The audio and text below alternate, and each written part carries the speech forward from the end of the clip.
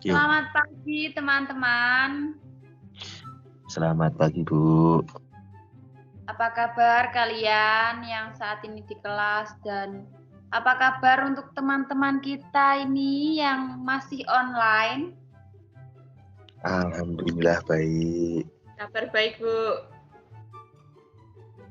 Baik, sebelum kita memulai perkuliahan pada pagi hari ini, akan lebih baik jika kita mulai dengan berdoa. Doa yang akan dipimpin oleh teman kita, Agatha Lilis. Silahkan memimpin doa pada pagi hari ini. Ya, baik. Terima kasih Bu. Apakah suara saya terdengar? Terdengar. Oh ya. Baik, marilah kita berdoa terlebih dahulu sebelum memulai pembelajaran pada pagi hari ini. Dalam nama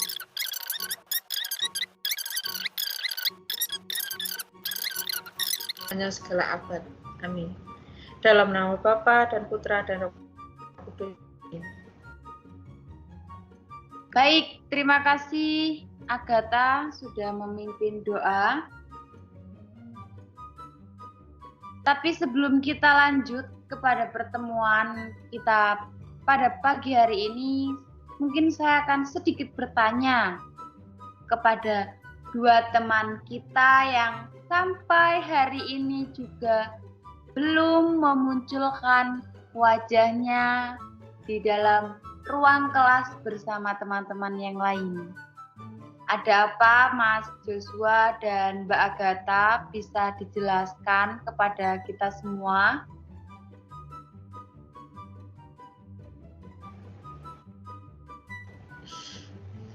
Ya, kalau mungkin dari saya Bu, karena saya belum vaksin, jadi saya belum bisa mengikuti perkuliahan di kampus secara offline gitu. Ya ini kalau saya ya karena masih ada event cosplay di Melbourne, jadinya saya harus menangani event itu dulu. Jadi besok baru bisa ikut. Jadi begitu alasannya. Baik, diterima. Semoga minggu depan di pertemuan selanjutnya kita bisa berkumpul semua di ruang kelas kita. Oke, materi kita pada pagi hari ini yaitu tentang Maria dalam sejarah keselamatan. Tapi sebelum itu, tadi saya sudah mengirimkan ke grup kelas modulnya. Apakah teman-teman bisa membuka kembali? Akan saya beri waktu untuk membaca sekilas. 1 hour later. Setelah ini, untuk poin pertama dan kedua akan dijelaskan oleh Mbak Agatha, dan poin ketiga dan keempat akan dijelaskan oleh Mas Joshua. Menurut Mbak Agatha dan Mas Joshua, apakah arti Maria bagi hidup Anda, kalian?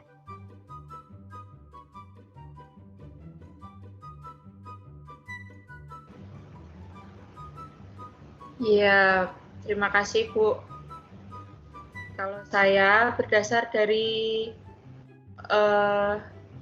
panduan atau materi yang telah diberikan oleh Ibu, menurut saya di poin pertama itu Bunda Maria itu adalah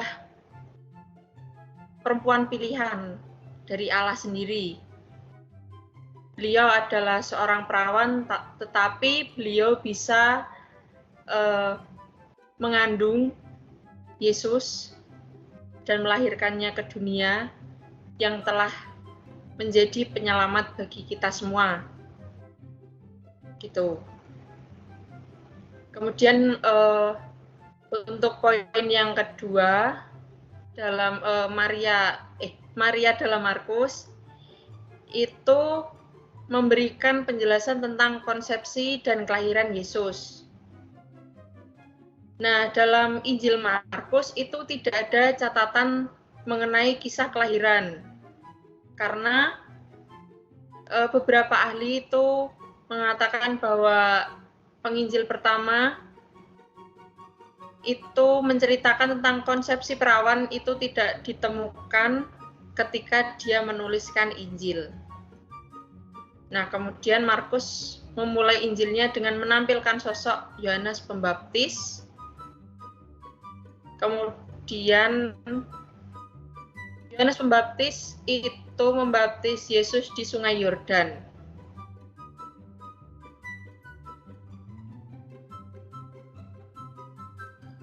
Kemudian jelaslah Maria itu merupakan Bunda Yesus. Terima kasih.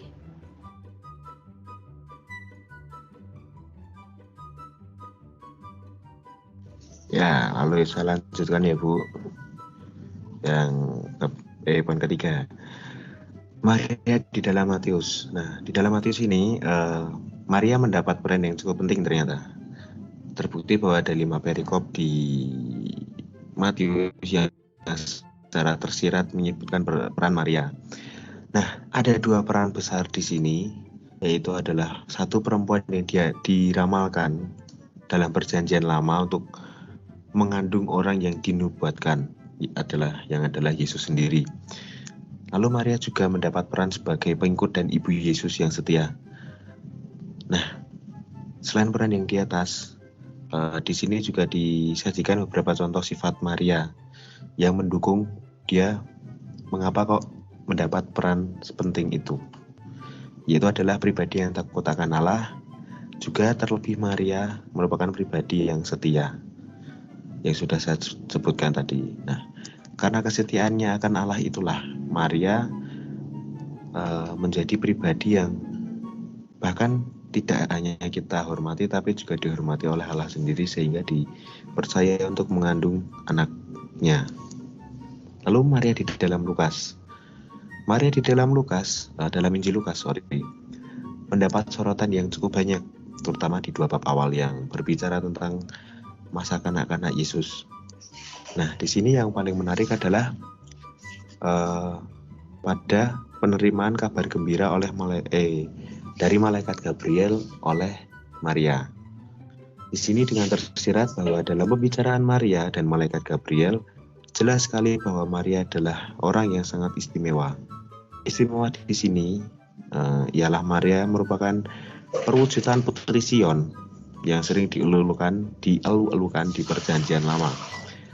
Maria juga disebut sebagai tabut Allah yang hidup karena mengandung dan melahirkan anak Allah dalam dagingnya. Lebih-lebih Maria menerima pemilihannya sebagai Bunda Allah. Dengan apa yang dilakukannya ini, Maria dalam Injil Lukas. Dan yang bisa kita amini semua adalah Maria sebagai suatu model iman yang berpasrah pada Allah. Begitu Bu, terima kasih. Baik, terima kasih Agatha dan Joshua untuk penyampaiannya, untuk poin-poin yang sudah disampaikan. Selanjutnya, sebelum kita kepada kesimpulan, saya akan membacakan kutipan bacaan sedikit tentang Maria yang diambil dari Lukas bab 1. Dalam bulan yang ke-6, Allah menyuruh malaikat Gabriel pergi ke sebuah kota di Galilea bernama Nazaret, kepada seorang perawan yang bertunangan dengan seorang bernama Yusuf dari keluarga Daud. Nama perawan itu Maria. Ketika malaikat itu masuk ke rumah Maria, ia berkata, "Salam, hai engkau yang dikaruniai, Tuhan menyertai engkau." Maria terkejut mendengar perkataan itu, lalu bertanya di dalam hatinya, "Apa arti salam itu?" kata malaikat itu kepadanya, "Jangan takut, hai Maria, sebab engkau beroleh kasih karunia di hadapan Allah. Sesungguhnya engkau akan mengandung dan akan melahirkan seorang anak laki-laki, dan hendaklah engkau menamai dia Yesus." Dari bacaan yang barusan saya bacakan, sudah terlihat jelas siapa sih Maria. Maria adalah sosok ibu, utusan Allah yang dipilih langsung oleh malaikat bahwa ia diberitahu akan mengandung dan melahirkan seorang juru selamat. Jadi bab ini akan menceritakan bagaimana Maria digambarkan dalam Perjanjian Baru. Perjanjian Baru memulai kisahnya tentang kehidupan Maria dengan kabar sukacita. Malaikat agung muncul padanya dan mengumumkan pilihannya untuk menjadi ibu Yesus. Merangkul kehendak penyelamatan Tuhan dengan sepenuh hati dan tidak terhalang oleh dosa. Dia mengabdikan dirinya sepenuhnya sebagai hamba Tuhan bagi pribadi dan karya putranya. Perjanjian Baru mencatat peran Maria dalam peristiwa-peristiwa penting dalam kehidupan Yesus sejak pembuahan sampai kenaikannya. Ini adalah poin-poin yang sudah kita bahas pada pertemuan hari ini. Selanjutnya, saya akan memberikan tugas kepada teman-teman. Saya minta kepada teman-teman untuk mencari sebuah lagu dalam bentuk video yang mengartikan peran perawan Maria bagi hidup kalian masing-masing. Banyak itu kan di channel-channel YouTube tentang lagu-lagu Maria.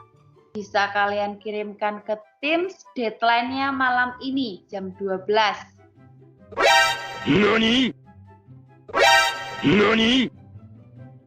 Begitu. Apakah ada pertanyaan? Saya mau tanya. Ya. Itu hanya video aja ya, Bu, berarti?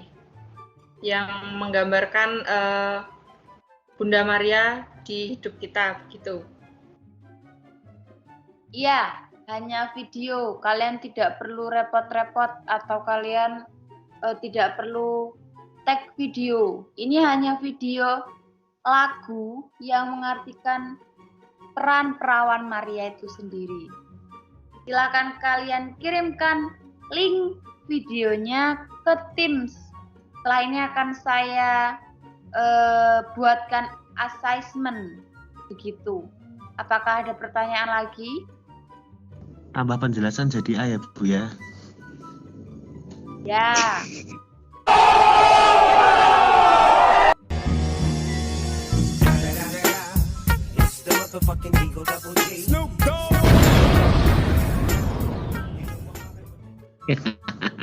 Oke Bu. Ya, baik. Mungkin begitu pertemuan pada pagi hari ini. Saya bisa minta tolong kepada Mas Joshua untuk menutup doa kita. Ya, mari teman-teman kita akhiri perkuliahan pada hari ini dengan berdoa. Dalam nama Bapa dan Putra dan Roh Kudus. Amin. Putra dan Roh Kudus. Amin.